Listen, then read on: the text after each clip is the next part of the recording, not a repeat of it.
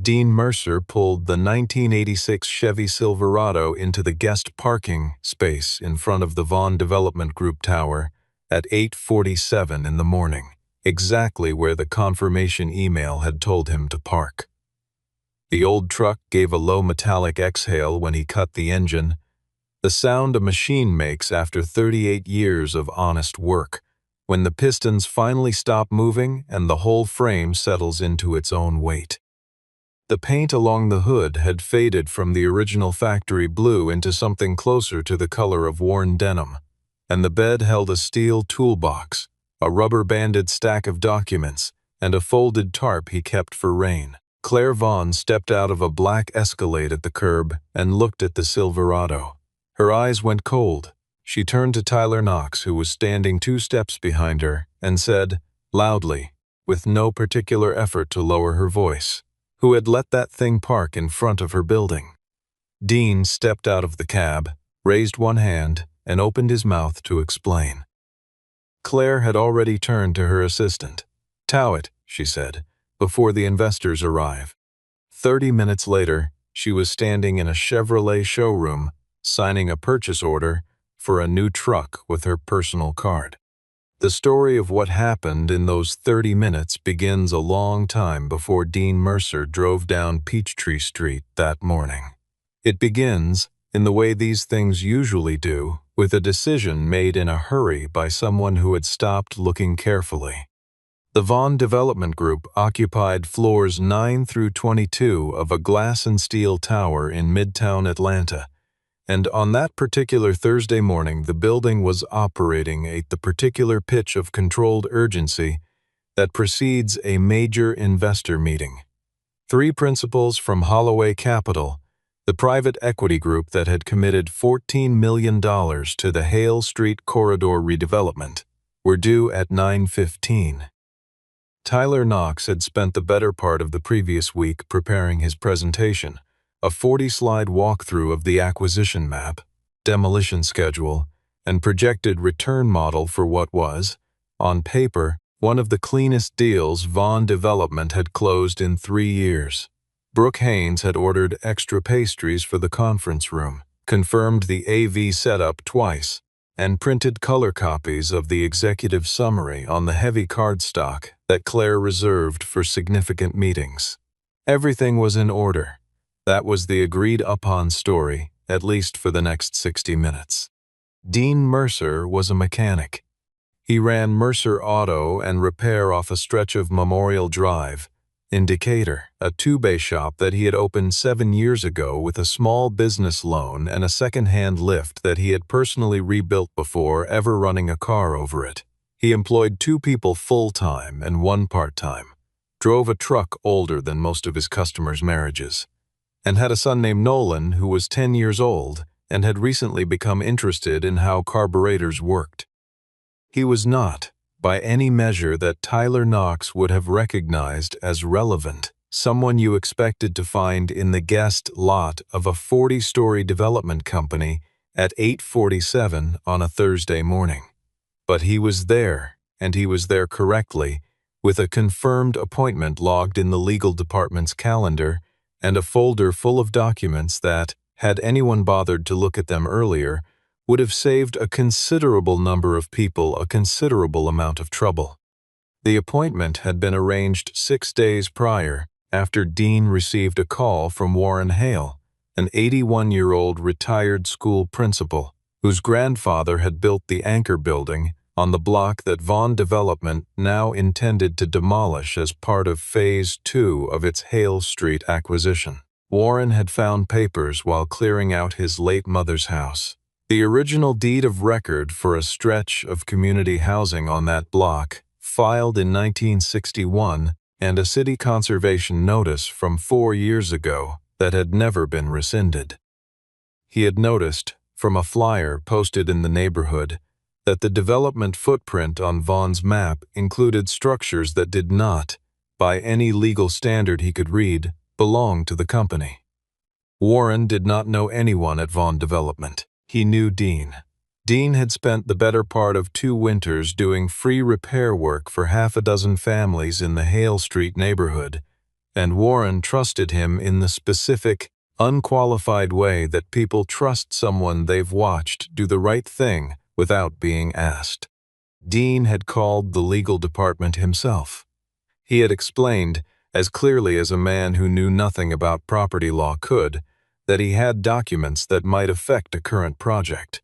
The receptionist had taken his name and number, and 2 days later someone had called back and given him a Thursday appointment at 9. He had printed the email confirmation, organized the documents in labeled sections, and driven across town to deliver them in person because Warren had asked him to make sure a human being saw them, not a fax machine. He parked in the guest lot because the email said to park in the guest lot. He was 12 minutes early because he was always 12 minutes early. The Silverado was unmistakable among its neighbors. The Range Rover to its left was a midnight blue autobiography edition that retailed for well over $200,000. The Mercedes to its right was a white S-Class with private plates. Even the pickup 2 spaces down was a late-model Ram with a chrome bumper and polished aluminum bed rails. The Chevy sat between them like a sentence written in plain language inside a document full of legal terminology. Plain enough that anyone who looked at it could understand it, but easy to skip over if you were reading for a different kind of meaning. Claire looked at it and saw a liability to her building's image. Tyler looked at it and said what he was thinking, that it looked like somebody from the maintenance crew had gotten lost on the way to the service entrance. He said it pleasantly, the way people say things they want to be heard as casual when they are not. Claire did not check the access log. She did not ask anyone whether a vehicle in the guest lot might belong to an expected visitor. She told Brooke to call security and have it towed before the 9:15 group arrived. When Dean stepped forward and identified himself, Tyler cut across him and told him the VIP lane was not accessible to the general public. Dean said he had an appointment. Tyler said there was no such appointment in the building system. Dean started to reach for the printed confirmation in his folder. Claire had already walked past him, through the glass doors, into the lobby. Over her shoulder, without turning, she told security the truck needed to be gone. Dean stood on the sidewalk and waited for what was coming. The tow truck arrived in just under 7 minutes. He did not argue with the driver, who was only doing a job he'd been sent to do. He stood with his folder under one arm and watched the hook slide into position beneath the front axle of the Silverado, and the only visible sign of what that cost him was the way his hands tightened briefly around the edge of the folder and then released. On the rearview mirror of the old truck, a small laminated photograph swayed as the vehicle tilted. A woman with dark hair, laughing outside a hardware store on a summer afternoon, holding up a paint roller like she had just won something. The tow truck turned left at the end of the drive. Dean watched until it was out of sight, then turned and walked toward the building's entrance with the folder in his hands and the expression of a man who had decided, a long time ago, that the only thing he could govern was what he did next. Dean walked to the front desk and explained, politely and in full, that he had a confirmed appointment with the legal department. The receptionist checked the system and found nothing. She suggested he call the main line to reschedule. He told her he had driven from Decatur with documentation that was time-sensitive. She said there was nothing she could do without a booking in the system, and that she was sorry for the inconvenience in the precise, practiced way of someone delivering a sentence they have said several hundred times. Brooke was standing nearby with a tablet, and Dean could see that she had heard everything, and that she was making a calculation that had less to do with him than with her own position in a building where Tyler Knox had a long memory. She said nothing. He didn't blame her. Before he had come inside, he had asked the security officer whether he could retrieve a few personal items from the truck before it left the property. The officer had said the vehicle was already on its way and that Dean would need to contact the tow company directly. Dean had thought, briefly, about the green notebook in the glove compartment. Paige had started it as a practical record. Every service date, every replaced part, every mechanical decision they made on the truck over 4 years of ownership. But it had become something else over time, the way objects do when they absorb enough small moments of daily life. She had written the date they bought the truck in the upper corner of the first page. She had noted, in the margin of a July entry about changing the air filter, that Nolan had been sitting in the bed that day trying to teach himself to whistle, and had not succeeded, but had kept trying for 2 hours without complaint. She had recorded, in her careful hand, every address they had driven to for her doctor's appointments. Not the appointment details, but the route, as if the act of choosing which roads to take was something worth preserving. Dean had not been able to sell the truck after Paige died. He had thought about it once, about 8 months after the funeral, when the sight of it in the driveway had become something he needed to look away from every morning. He had called a couple, asked what it was worth. The answer was not much. The market for that year and model was thin, and the truck had no collector value in the way that earlier Silverados sometimes did.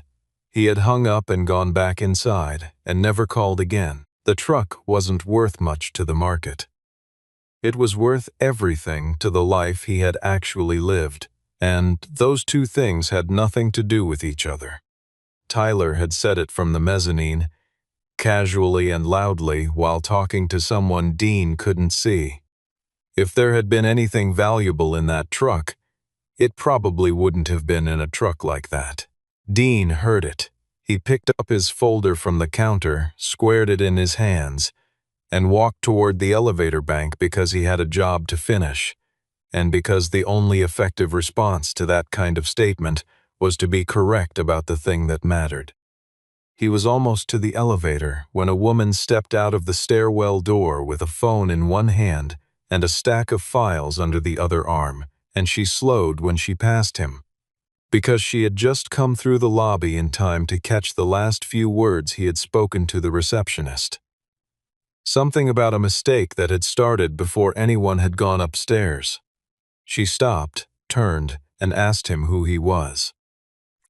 Naomi Pierce ran the compliance and community liaison function at Vaughn Development, a role that had grown considerably in scope over the 3 years she had held it, because Atlanta's development landscape had grown considerably more complicated in that same period.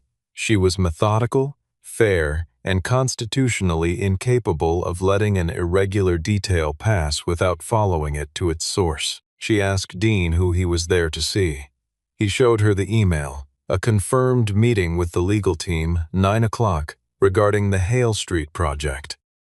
She pulled up the scheduling system on her phone and found the appointment. She also found the cancellation, logged 11 minutes before his arrival, under the credentials of Tyler Knox's Access account, with no explanation entered in the reason field. She walked Dean to a smaller conference room on the 3rd floor and asked him to take her through the documentation. He laid it out across the table in the order he had organized it. A side-by-side comparison of the city's official surveying boundary map and Vaughn Development's acquisition map, with a block on the east side of Hale Street outlined in red where the two diverged. On the city's version, that block was labeled and designated as Hale Street Community Housing, a preservation classification that had been on record since the conservation filing 4 years earlier, submitted jointly by the City Planning Office and a local preservation nonprofit. On Vaughn's acquisition map, the same block was marked as Phase 2 Commercial Demolition, vacant land, no occupancy. It was not vacant. 4 families lived there. The community center on the corner had operated continuously for 60 years. Dean explained how he had come to have the documents. He had been doing free maintenance work in the Hale Street neighborhood for nearly 2 years. Brake jobs, oil changes, engine diagnostics for people who couldn't easily carry that expense. Warren Hale had been one of them. When Warren found the discrepancy between the development map and his family's deed records, he had asked Dean to bring the papers somewhere they would be seen by someone with the authority to act on them. Dean had made the appointment himself. He had no legal standing, no professional credentials in property law, and no personal stake in the outcome, beyond the fact that he believed Warren and he could read a map.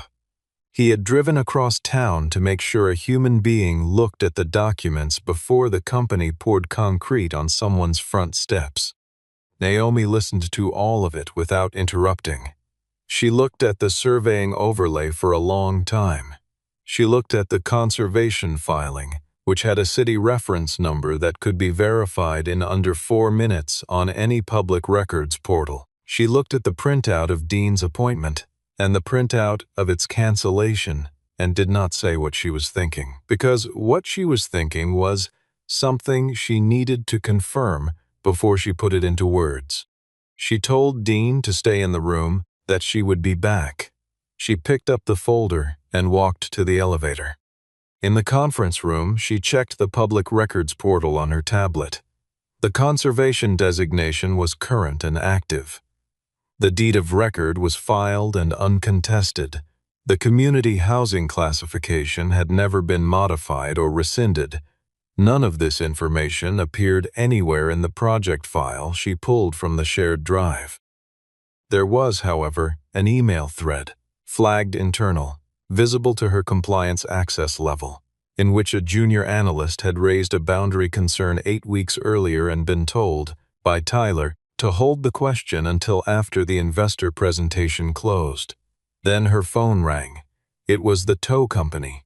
The Silverado had been hooked incorrectly, dragged along the pavement for close to a full block before the driver had corrected his approach. The left rear axle had been damaged.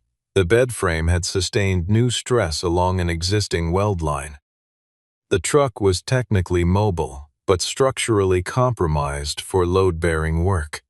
She went back to the conference room. She told Dean.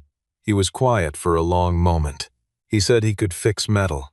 He said some things broke because people chose not to listen early enough, and that kind of damage was harder to address than a bent axle, because the bent axle at least showed you where the problem was. Naomi picked up the folder and walked upstairs.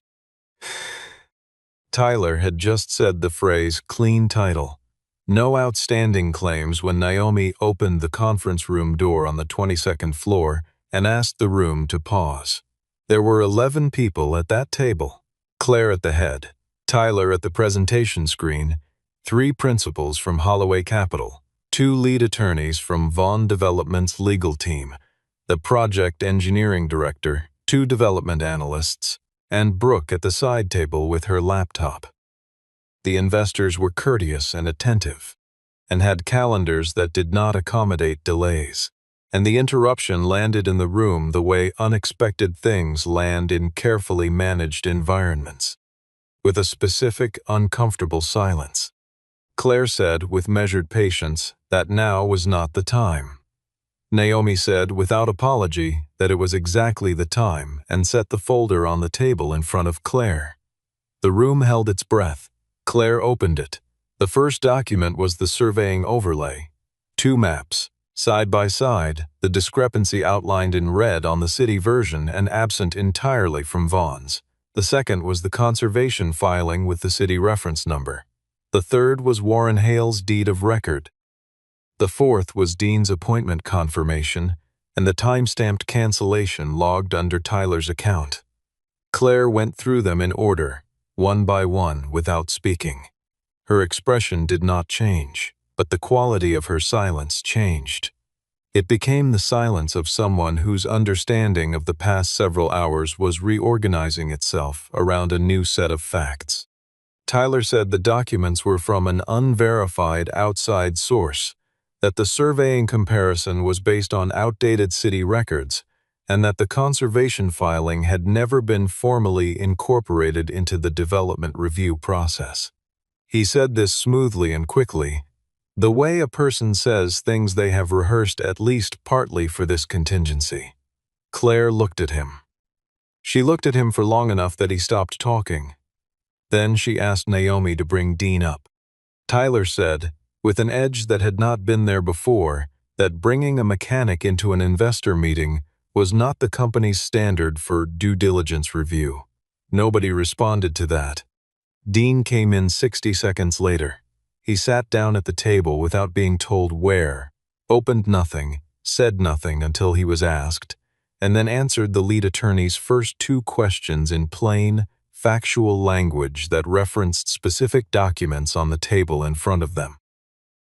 When Tyler said, again, that Dean did not possess the professional qualifications to make legal determinations about property records, Dean looked at him and said, without elevation or hurry, that a person did not need a law degree to understand the difference between a house with a family in it and an empty box on a development map. The lead investor from Holloway Capital uncapped his pen, looked at the document in front of him, and made a note. The room stayed quiet for a moment after that.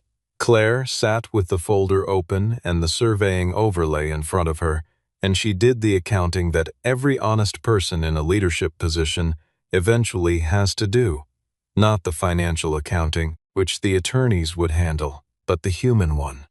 A man had driven across Atlanta that morning to prevent her company from tearing down someone's home.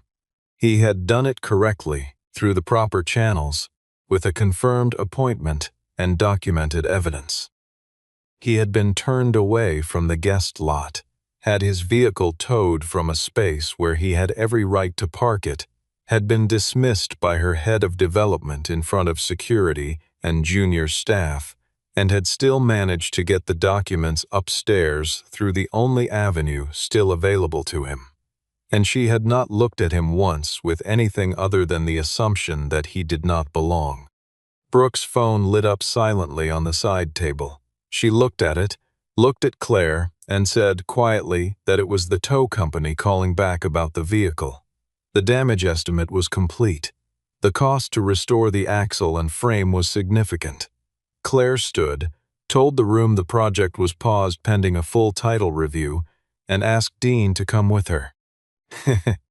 The impound lot was on a service road behind a strip of storage warehouses in West Atlanta, and the Silverado sat in the far corner of the chain-link yard at a slight and unmistakable list, one rear wheel resting on a concrete curb, the whole body carrying the particular look of something that has been handled without care by people who did not understand what they were handling. Up close, the damage was plainly visible.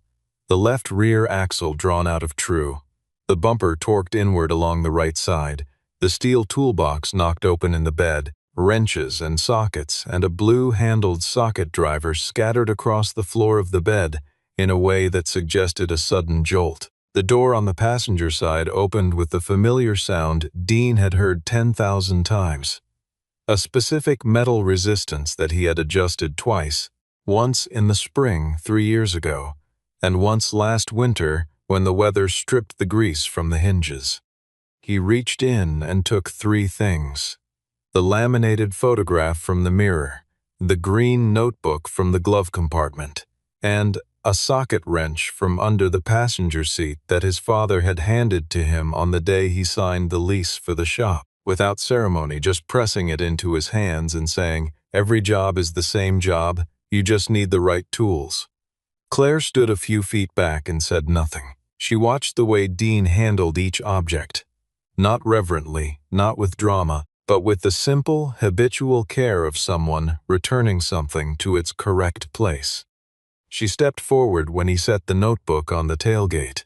She did not ask to look at it. She looked at it because it was open, and because the handwriting on the visible page was in 2 different hands. One larger and deliberate across the main lines, one smaller and looping in the margins.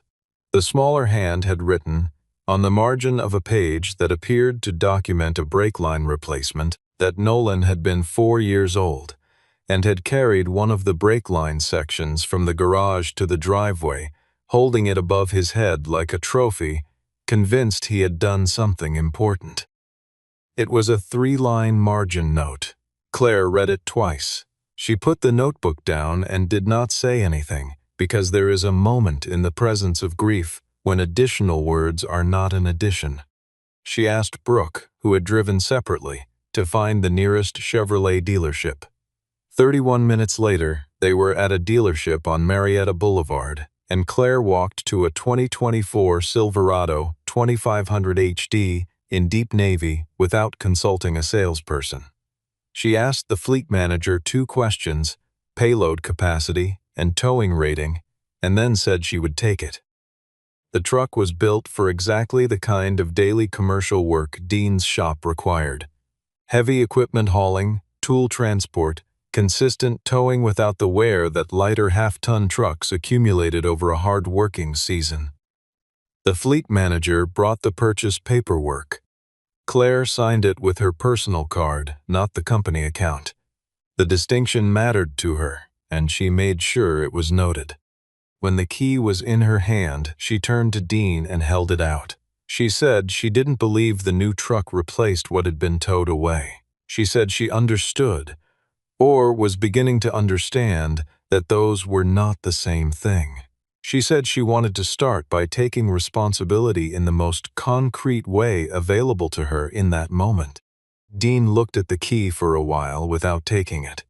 Then he asked whether she understood where the mistake had actually started.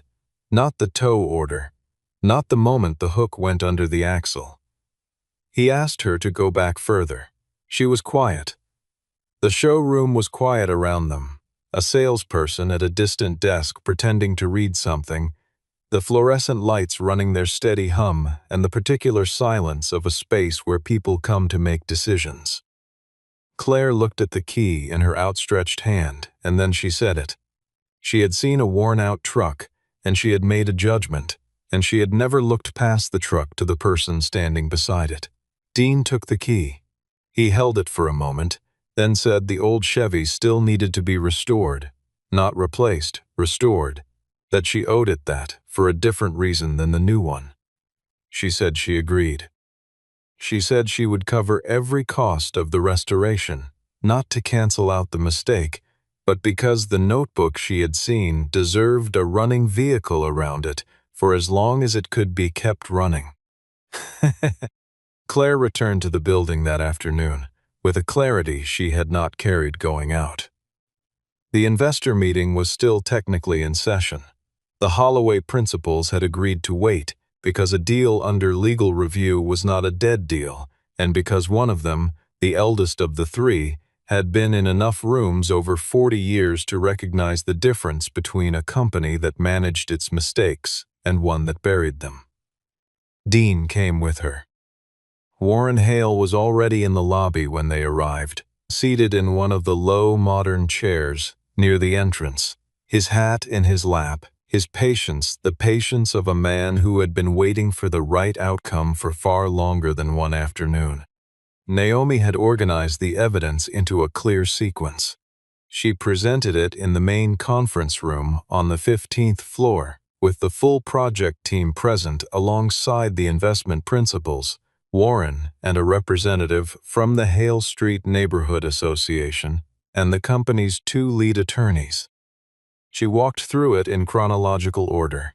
The junior analyst's boundary concern, raised 8 weeks prior, tabled on Tyler's instruction. The conservation filing, present in public records and absent from the project file. The deed of record Warren had found, and which had never been cross-referenced against the acquisition map.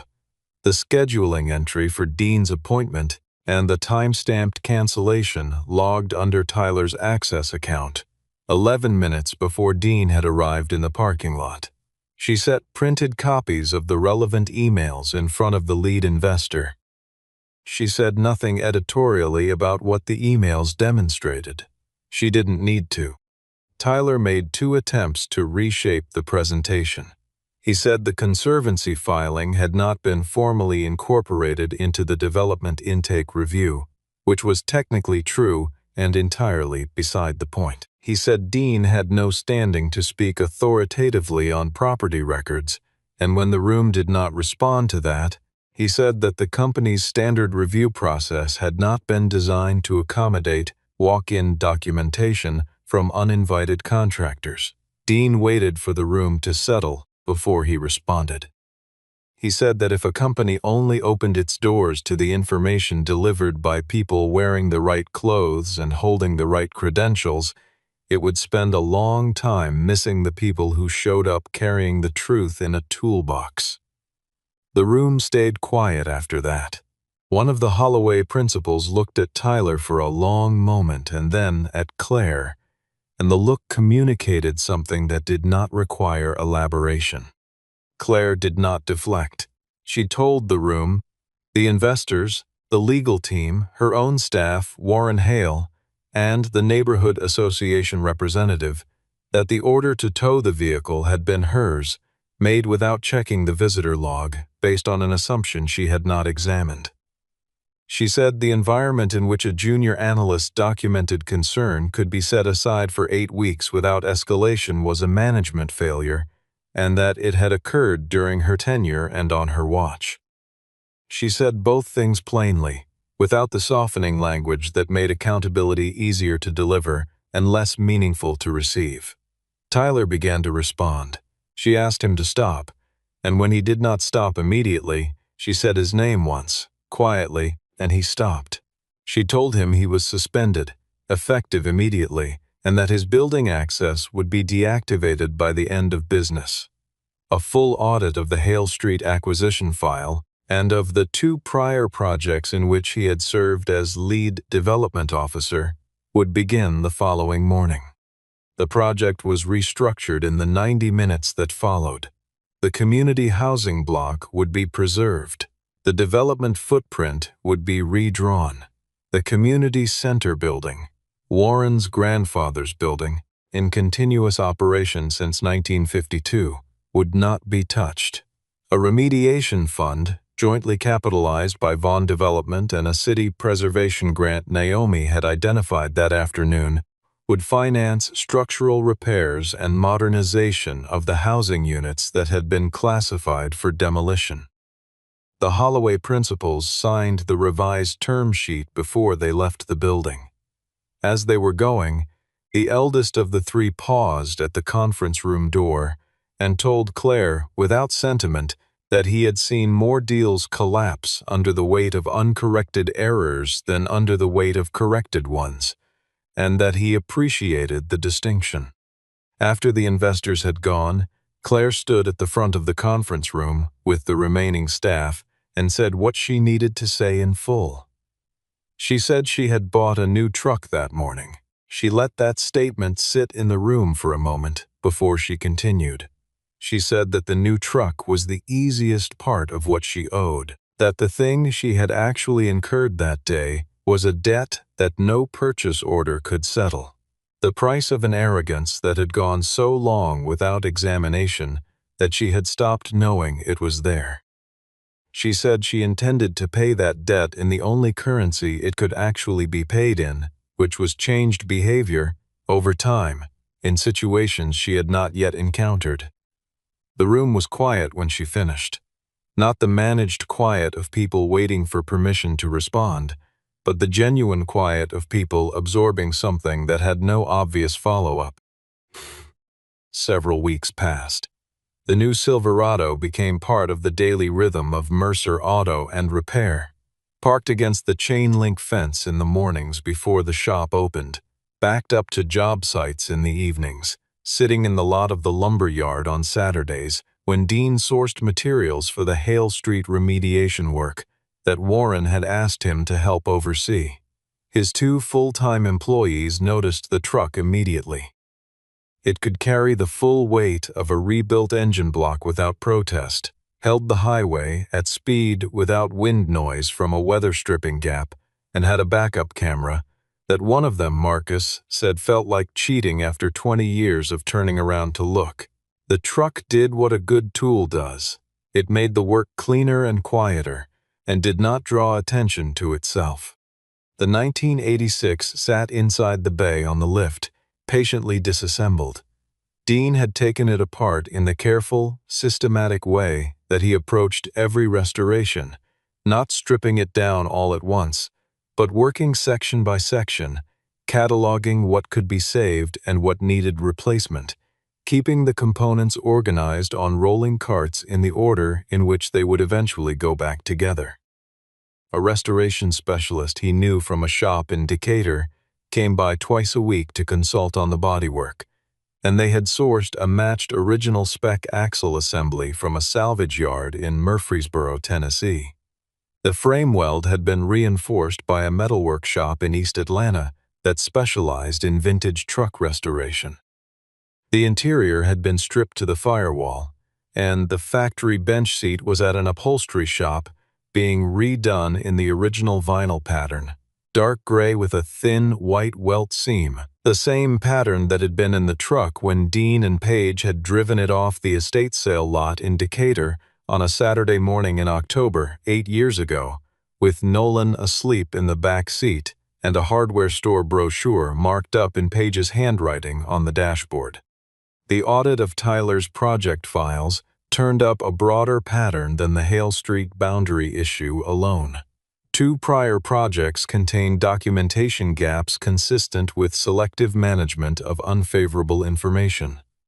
Tyler left the company at the end of the review period, which his attorney negotiated as a mutual separation rather than a formal termination, though the distinction was largely semantic, and everyone who worked at Vaughn Development understood the substance of it. Brooke came by the shop one afternoon with paperwork from the legal team, and when she had finished her business reason for being there, she stood for a moment at the edge of the bay and told Dean she was sorry she had stayed quiet in the lobby when he had been standing at the reception desk with a full folder of evidence and nothing protecting him but his own composure. She said it simply, without asking for absolution. Dean thanked her and meant it, and she drove back to the office. Warren brought coffee one Saturday morning and stayed for an hour, sitting on an overturned milk crate near the lift while Dean worked. He said word had moved through the Hale Street neighborhood about what had happened and that people had a lot of feelings about it that they weren't sure how to name. Dean said they didn't need to name them. He said the reason he had driven downtown with those papers was not for recognition or for drama, and that the only outcome he had cared about from the beginning was the one that had actually happened. The houses were still standing. Warren was quiet for a moment, and then he said that he thought Dean might not fully appreciate how rare that kind of person was, and Dean said he appreciated it fine, he just didn't think it required a ceremony. Nolan asked his father one evening at the kitchen table, while working on a school project about simple machines, whether he liked the new truck better than the old one. Dean put down his coffee cup. He took the question seriously, the way he took questions from Nolan seriously, because he believed that a child asking a question in good faith deserved an answer in good faith. He said the new truck was good at its job and would serve them well for years. It was reliable and powerful, and had enough capability to handle the work that was growing as the shop's reputation grew. But he said the old truck held something that the new one couldn't be given, no matter how much it cost or how well it was built. The new truck could take you wherever you needed to go next. The old one reminded you of why you had started going in the first place, and who had been beside you when you did. Nolan wrote something in the margin of his notebook, not for the assignment, just for himself, and did not ask a follow-up question, which Dean recognized as the sign of a child filing something away for later, in the part of themselves they return to when things become complicated. The afternoon light in late October fell long and amber through the western windows of the shop, laying itself across the concrete floor in warm, wide rectangles that moved almost imperceptibly as the day wound down. The new Silverado sat outside against the chain link, its dark navy finish holding the low sun in a clean, even reflection. Inside the bay, the 1986 was elevated on the lift, surrounded by its own cataloged components, waiting in the patient way of something that understood it would eventually be whole again. Dean was at the workbench with his back to the door, cleaning a bracket, when a car pulled into the lot with an engine note he didn't recognize, and then footsteps on the concrete that weren't his mechanic's. He turned around. Claire Vaughn walked in carrying a flat cardboard box. She was not in the fitted dark suit she had worn on Peachtree Street. She was wearing jeans and a flannel shirt with the sleeves already rolled to the elbow, and she set the box on the workbench and opened it without preamble. Factory specification restoration parts for a 1986 Silverado, ordered through Chevrolet's Heritage Preservation Supplier Catalog. The kind of components that took weeks to source and cost considerably more than their aftermarket equivalents because they were correct in every dimension that mattered. Not a check, not an arrangement made through the company's vendor accounts. Parts carried in by hand by a woman who had looked up what the truck specifically needed and gone through the specific effort of obtaining those exact things. She told him she did not know how to work on vehicles. She said she had never learned, that it had never seemed relevant, and that she was starting to understand the size of what she had dismissed without examination because it didn't fit inside the frame she had built for what competence and credibility were supposed to look like. She said she could learn to be useful without being in the way if he was willing to let her try. Dean set down the rag. He looked at her for a moment, not weighing anything, just seeing what was there, and said that was a better place to start than most people found their way to. He took a clean rag from the shelf and held it out to her, and nodded toward a bracket on the rolling cart that needed to be wiped down before it went back onto the frame. She took the rag. She got to work. Outside, the new Silverado sat with its nose pointed toward the long road of everything still ahead of it. Inside, under the steady warmth of the shop lamps, the old one waited in the amber light. Not diminished, not discarded, but mid-restoration, each component being returned to it with care and intention. Not because it had monetary value, not because it was practical, but because someone had finally stood still long enough to understand that certain things cannot be measured by what they cost, only by what they have already carried, and that a person with enough humility to recognize that distinction is, in the end, worth far more than any truck, old or new, that ever rolled into a parking lot looking for a place to belong. Increases the health, recovery.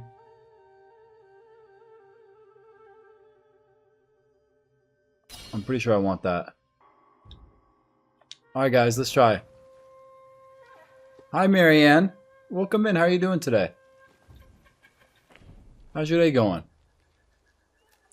Y'all ready?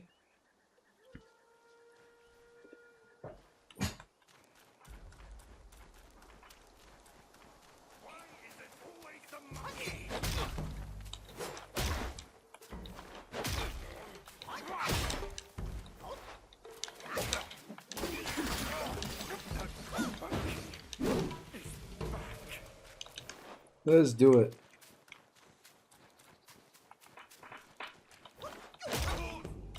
All right. Did you give this game a try?